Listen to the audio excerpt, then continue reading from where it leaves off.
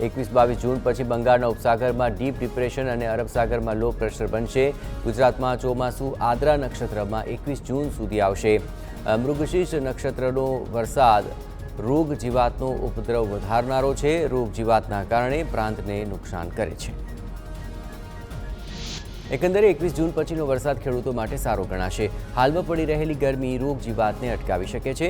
હાલ ચાલી રહેલી મૃગશીર્ષ નક્ષત્રની વરસાદ સાથેની ગરમી રોગ જીવાતને અટકાવનારી હશે, જે ખેડૂતો માટે સારું ગણાશે. અમરેલીના રાજુલાના માંડરડી ગામે જોરદાર ઝાપટું વરસ્યું. ગામના બજાર સહિતના વિસ્તારોમાં ભરાયા પાણી. અનેક ગામડાઓમાં વરસાદની શરૂઆત સારી થતાં ખેડૂતો ખુશ. અમરેલી જિલ્લામાં પ્રી મોન્સૂન ગતિવિધિ. જાફરાબાદ તાલુકાના દુધાળા ગામમાં પવન સાથે વરસાદ. દુધાળા સહિત આસપાસના ગામડામાં ધોધમાર ઝાપટું. ગરમી બફારામાંથી લોકોને મળી રાહત.